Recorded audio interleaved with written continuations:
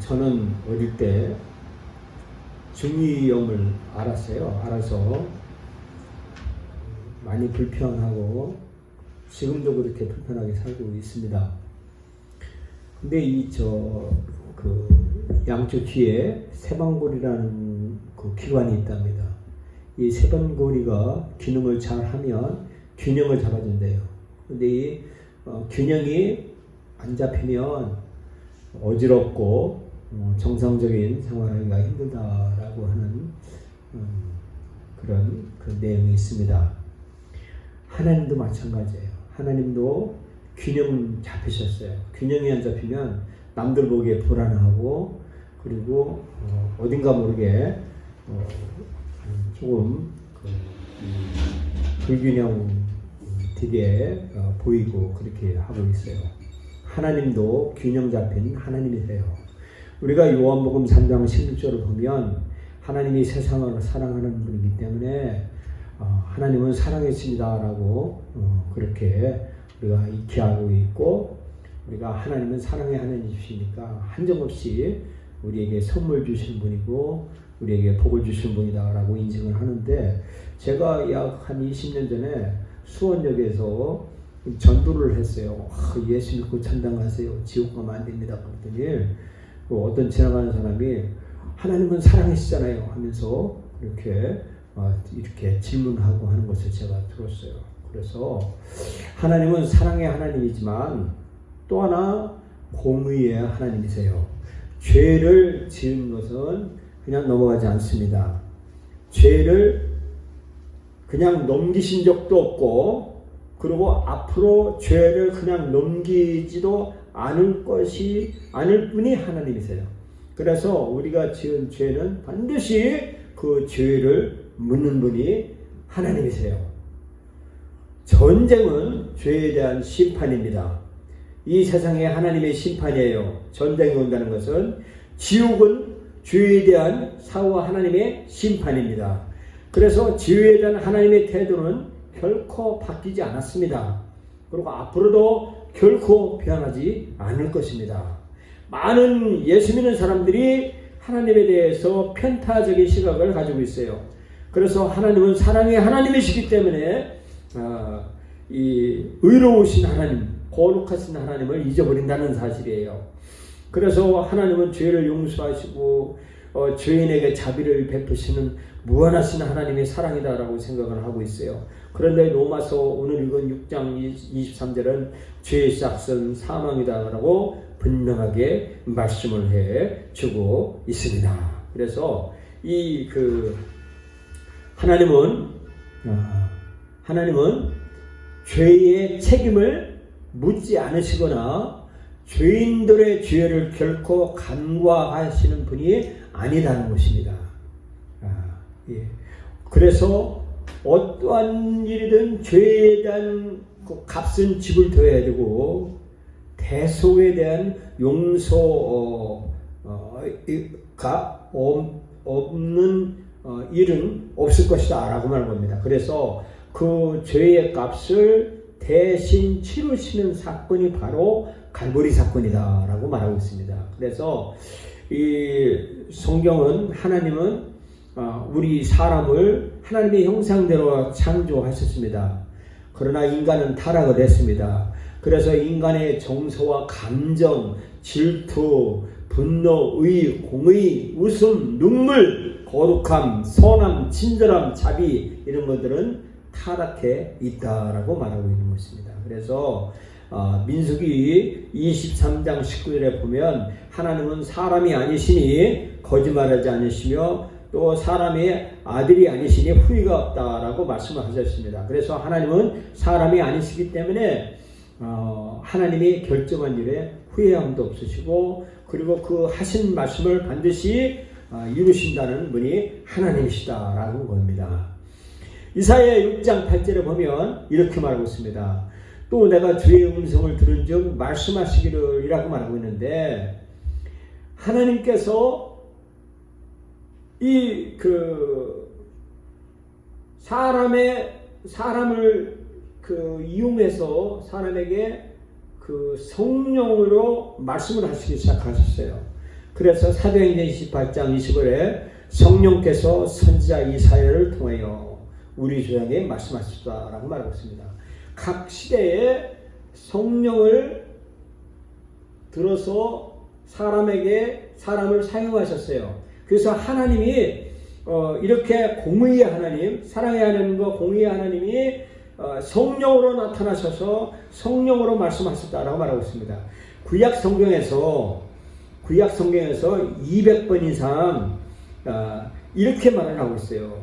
그 성령께서 말씀하시기를 이라고 말씀하셨다는 겁니다. 이 성령님이 바로 하나님이신데 하나님의 역할을 하신 분이 성령님이고, 그래서 성령님이 구약에 그 하나님이 말씀하시기를 이 말을 성령님이 말씀하셨다라고 이렇게 말씀하셨다고 했어요. 그래서 성령님은 바로 하나님을 지칭하고 있다라고 말하고 있습니다. 그래서 마태복음 28장에 아버지와 아들과 성령의 이름으로 침례를 준다라고 말씀을 해주고 계세요. 그래서 아버지 하나님도 주, 아들도 주, 성령님도 주다라고 말씀을 해주고 있습니다. 그래서 우리가 하나님이 주시는 성령, 이 성령이 바로 이 하나님이시다라고 말하고 있습니다. 고린도후서 13장 14절에 주 예수 그리스도의 은혜와 하나님의 사랑과 성령의 교제가 너희 모두와 함께 있을지다라고 말씀하셨어요. 그래서 하나님은 균형 잡힌 하나님께서 성령으로 오셨고 또 성령으로 말씀하셨다라고 말하고 있습니다. 우리에게. 그래서 이 삼위일체 하나님 아버지, 예수님, 그리고 성령님, 이 삼위일체가 우리의 하나가 되셔서 우리에게 나타나시고 우리에게 말씀하시고 계시다라고 말씀을 해주고 계세요. 그래서 우리가 그 성령님이 말씀하신 그 말씀, 이 말씀을 우리가 들어야 된다라고 말하고 있습니다. 그런데 우리는 죄를 범했습니다. 여러분과 나는 죄를 범해서 이 죄로 말미암아서 우리가 이 하나님 앞으로 나갈 수가 없습니다. 그래서 성경은 하나님의 말씀하신 그 아버지를 소개하는 것이 바로 예수님을 통해서 아버지와 예수님 하나님을 소개하고 성령님을 통해서 우리에게 말씀을 하시고 말씀하시는데 그 하나님께서 이 죄의 문제, 여러분과 내가 지은 죄의 문제를 해결할 그 치유책이 뭐냐 하면 예수 그리스도의 대속의 증이다 이겁니다. 예수님은 완전하신 분이시고 예수님은 거룩하신 분이세요. 예수님이 하나님의 아들이세요. 그래서 아무 죄 없는 하나님의 아들께서 우리의 인류의 죄를 모두 짊어지셔서 우리의 죄 문제를 해결해 주신 대속의 죽음을 예수님께서 죽으셨어요. 예를 들으면 그렇잖아요. 두 사람이 공범으로 범죄를 저질렀을 때 공범이 붙잡혀가지고 검사 앞에, 판사 앞에 진술하기를 이 사람의 죄를 이 사람이 대신 짊어지고 뒤집어 써서 이 사람을 풀려내게 할 수가 있어요. 그게 그 죄의 전가를 이 세상 법정에서도 그렇게 통용적인 세상이에요. 그럼에도 불구하고 그런 세상에도 통용하는 이 대속의 문제를 예수님께서 하나님께서 대신 아무 죄 없는 분이 우리를 위해서 대신 죄를 뒤집어 쓰신 분이에요. 요한복음 1장 29절에 보라 세상 죄를 지고 가는 하나님의 어린 양이다 라고 말하고 있습니다. 요한일서 3장 5절에 그분이 우리 죄들을 없애라고 나타나신 것을 너희가 아나니 그분 안에 죄가 없느니라. 제가 성경 말씀을 찾아보겠습니다. 요한일서 3장 5절 보면 이렇게 말했습니다. 그가 우리 죄를 없이 하려고 나타나신 바 된 것을 너희가 아나니 그에게는 죄가 없느니라. 예수님께서 우리의 죄를 없애야 하려고 오셨는데 그 예수님이 우리의 죄를 예수님 자체는 죄가 없는 분이다라고 말씀을 해주고 계세요. 로마서 3장 봅니다. 로마서 3장 23절에 22절에 곧 예수 그리스도를 믿음으로 말미암아 모든 자에게 미치는 하나님의 의인이 차별이 없느니라. 모든 사람의 죄를 범하시되 하나님의 영광을 이루지 못하였더니라고 말하고 있습니다. 차별이 없어요. 사람이나 목사나 집사나 장로나 성도나 예수 믿는 사람이나 예수 안 믿는 사람이나 모든 사람이 죄를 범했다라고 말하는 겁니다. 죄를 범했대요. 차별이 없다는 거예요. 그 모든 사람이 죄를 범하였는데 예수님이 우리의 죄를 위해서 대신 우리 죄를 깨끗게 하셨다라고 말씀을 해주고 계십니다. 에베소서 보겠습니다. 에베소서 1장 7절에 우리가 그리스도 안에서 그의 은혜의 풍성함을 따라 그의 피로 말미암아 구속고 죄사함을 받았느니라 라고 말하고 있습니다. 그의 피로 말미암아 우리가 죄를 용서받았다라고 말하고 있습니다. 또 골로새서 1장 14절 말씀에 이렇게 말하고 있습니다. 그 아들 안에서 우리가 구속고 죄사함을 얻었다. 그에 보면 밑에 보면 in whom 누구 안에서 we have redemption 우리가 얻었다. 죄사함을 얻었다. through his blood 통하여 그의 피를 통하여 죄사함을 받았다. even the forgiveness of sin 뭐냐면 죄의 용서함조차 그의 피를 통해서 죄를 용서함 받았다라고 말하고 있습니다. 오직 예수 그리스도의 피를 통해서 우리가 우리의 죄를 용서받았다는 사실을 분명히 말하고 있다는 사실이에요. 그래서 여러분과 나의 죄를 예수님께서 대신 담당했던 사실을 마음으로 믿고 입으로 시인해야 되는 거예요. 예수님 내 죄를 용서해 주세요. 예수님만이 나의 살 길을 나를 살려주십니다 라고 말씀해 주고 있습니다. 그래서 이것이 바로 갈보리 사건이다 라고 말하고 있습니다. 죄는 여전히 죄다라는 겁니다. 죄의 싹은 사망이고 아무리 요동친다고 해도 죄의 싹은 조금 더 변함이 없다라고 말하고 있습니다. 민수기 32장에 보면 말하고 있습니다. 민수기 32장 23절에 너희가 만일 그같이 아니하면 여호와께 범죄하매니 너희 지혜와 정령 너희를 찾아낼 줄 알아 그랬습니다. 이게 뭐냐면 너희 죄가 너를 지적할 거다라는 겁니다. 죄가 너를 찾아낼 거다라고 말씀을 해주고 있는 겁니다. 죄를 없앨 수 있다고 하는 착각은 결코 하지 말라라고 말하는 겁니다. 제가 이제 60이 넘으니까요. 앞보다는 옛날의 과거를 회상하는 시간들이 많이 있어요. 기쁜 시간도 있고 즐거웠던 순간도 있고 여러 가지 희노애락들이 이렇게 뒤돌아보면 삶이 있어요. 근데 거기서 막 생각하기도 싫은 그 죄들이 생각날 때마다 막 소스같이 깜짝한 내 혼이 놀랄 정도예요. 왜? 너무 죽을 수밖에 없는 죄를 그만 나를 발견하는 거예요. 야, 내가 그런 죄를 범하고 있어도 내가 살았다는 게 참 하나님의 은혜다라고 고백 안 할 수가 없어요. 그래서 죄를 숨기는 자는 잠언 2장 28장 보면 이렇게 말하고 있습니다. 잠언 28장 13절 말씀에 자기의 죄를 숨기는 자는 형통치 못하나 죄를 자백하고 버리는 자는 불쌍의 음을 받으리라 말하고 있습니다. 죄를 자백하고 버려야 된다라고 말하고 있습니다. 죄는 드러난다고 합니다. 죄는 반드시 드러납니다.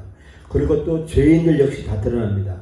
죄인이 오직 숨을 곳 하나가 딱 있는데 죄인이 죄를 숨길 곳 오직 그분이 하나 있는데 그분은 바로 예수 그리스도예요. 한 분뿐이라는 거예요. 예수님 앞에 숨으십시오. 예수님 앞에 나오십시오. 그분이 우리의 죄를 다 숨겨준다라고 말하고 있습니다. 이사야 32장에 그렇게 나와 있어요. 이사야 32장 2절에 또 그 사람은 광풍을 피하는 곳, 폭우를 가리우는 곳 같을 것이며 마른 땅에 냇물 같을 것이며 곤고한 땅에 큰 바위의 그늘 같으리니. 누가? 그리스도 안으로 숨는 자, 예수님 안으로 숨는 자, 이런 사람은 바로 큰 그림자이신 그리스도 앞에 숨는 사람은 바로 우리를 하나님께서 품어주시나라고 말하고 있습니다. 그런데 제가 어릴 때 늘상 우리 어머니한테 듣고 자란 말이 있어요. 귀에 익은 그 말이 뭐냐면 저 귀신 역사한다, 저 마귀 역사한다. 그 말 꼭 듣고 어떤 사건이 났을 때마다 가정사든 뭐든 이런 사건, 크고 작은 사건마다 어머니께서 하신 말씀을 귀담아 들을 때 귀신 역사다, 마귀 역사다라고 하는 것을 보면 그렇게 돌아가는 것 같아요. 나중에 해결책 이렇게 보는 거 보면 마귀 역사, 귀신 역사였다는 것을 그거를 인정하지 않을 수밖에 없는 상황에 그런 것들을 제가 보고 자랐어요. 마귀는 분명히 있어요. 성경에서는요, 마귀의 기원에 대해서는 명확하게 답변해주지 않고 있어요. 어떤 학자들은요, 사탄이 하나님께 반역했을 때 이 그 천사들이 타락했다라고 그렇게 하는 그런 이론도 있어요. 물론 저도 그런 설교를 전에 해왔고 그래요. 그러나 그것도 하나의 그 이론이다라고 말하고 있습니다. 그런데 그 성경을 자세히 읽으면 천사가 마귀가 될 수 없다는 거예요. 그래서 제가 좀 수정을 하고 지금 기도하고 공부하고 있어요. 그래서 이 마귀는 마귀고 천사는 천사다 이거예요. 그래서 마태복음에 보면 12장 26절에 보면 이 그 마귀를 좀 보겠습니다. 마태복음 12장 26절에 만일 사단이 만일 사단을 쫓아내면 스스로 분정하는 것이니 그리하고야 저희 나라가 어떻게 서겠느냐라고 말하면서 마귀를 다스리는 왕으로 이 사탄이 그렇게 말하고 있어요. 근데 이 사탄을 뭐라고 하냐면 데몬이라는 말로 그렇게 번역됐다고 그래요. 데몬이라는 말이 있는데 데몬이라는 것과 하데스라고 했는데 하데스가 지옥, 그리고 데몬이 사탄 이렇게 말하고 있는데 제가 이거를 찾아봤어요. 그래서 이 데몬이라고 하는 말을 찾아봤어요. 이 데몬이라는 말을 찾아봤는데 데몬이라는 말이 어떤 거냐 보니까 이거예요. 어원은 악마와 같은 그 어떤 것이라는 의미다. 데몬이라는 말이 어원은 고대 그리스어로 귀신 혹은 정령이라는 뜻인 단어인 데몬이라는, 원래 좋은 귀신, 나쁜 귀신은 전부 다이몬이라고 불렀지만 훗날 그리스도가 퍼지고 나서 악령이라는 뜻으로 해놓고 여기에서 의미를 확정해 지금 유럽권에서는 악마와 도인시라는 의미로 쓰인다. 현대 그리스어로는 데이몬이라 하여 악한 영이라는 뜻이다. 악령이라는 것입니다. 그래서 이 악령이 바로 데몬이다라고 말하고 있습니다. 악마. 그런데 이 악마를 제가 쭉 그 검색을 해보니까 이런 말하고 있어요. 밑에 보면 예를 들고 했어요. 1번 예를 들어 고대 그리스의 철학자인 소크라테스는 자신의 지혜가 다이몬에게서 나왔다고 말한 적이 있다 그래요. 즉 뭐냐면 소크라테스 그리스의 철학자, 즉 서양 철학의 최고봉인 소크라테스조차 누구의 영향을 받았다? 귀신의 영향을 받았다. 악한 사탄의 영향을 받았다. 소크라테스,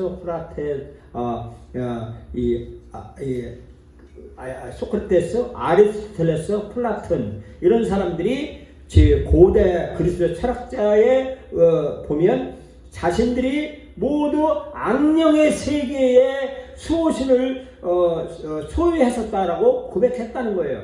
그래서 자신들의 지식과 학문이 악한 마귀에서 얻었다는 사실을 시인했다라고 말하고 있습니다.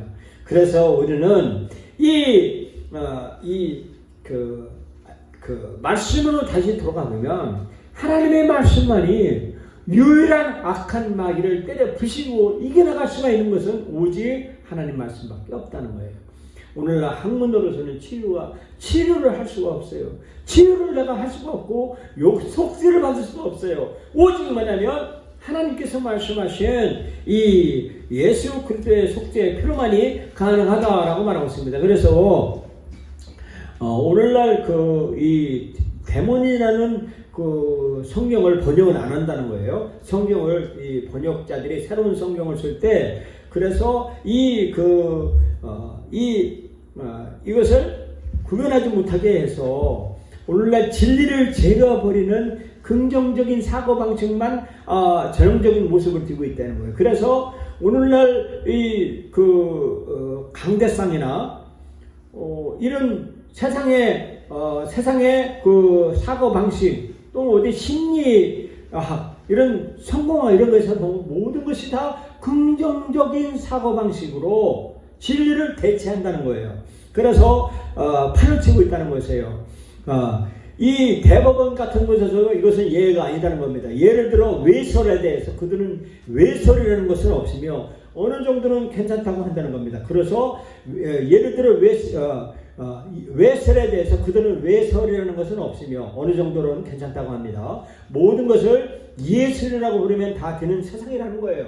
그래서 X 등급의 영화는 없고 다만 중고생 관람가 PR, 성인용 R, 어린이용 P, 어린이용 PG 이런 등급을 매겨놓고 더러운 내용의 영화는 R, 좀 더러운 내용은 PR 등의 용어로 불러서 이런 거를 전부 긍정적인 사고방식으로 변개시켰다는 거예요. 그래서 그들의 견해는 모든 것에는 어느 정도 좋은 면과 약간의 나쁜 면이 있다고 말한다는 것이에요. 그것이 바로 긍정적인 부패의 능력인 것이며 오늘날의 설교 강단에 이런 것들이 설교를 감염시키고 우리의 신학사조 그리고 우리의 신앙을 감염시키고 있다고 말하고 있습니다. 그래서 오늘날의 대부분의 강단의 설교 주제가 화합과 평화, 사랑이라고 가르친다는 것이에요. 이것들이 전부 다 돈을 버는 방법이라는 거예요. 인간의 타락한 성품을 이용해서 돈을 번다는 거예요. 구원받지 못한 타락한 이들과 구원받은 그리스도인이 타락한 본성의 결과에서는 그것에서만 설교를 듣고 싶어 한다는 거예요. 그래서 오늘날 좀 좋은 것, 좀 덜 나쁜 것, 좀 더 나쁜 것 이것으로 구분해서 긍정적인 사고방식만 가르치게 하고 이렇게 진리를 선포하지 않냐고 화합과 평화와 이 사랑을 가르친다라고 말하고 있습니다. 그런데 성경에서는요 하데스를 분명히 말하고 있어요. 즉 지옥을 분명히 말하고 있다는 거예요. 성경은요. 그래서 다이몬이라는 이 성경에 분명히 있다라고 말하는 거예요. 그래서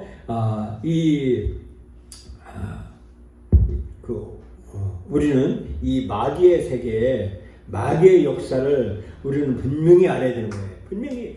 그래서 이 마귀와 마귀의 존재를 우리는 이것을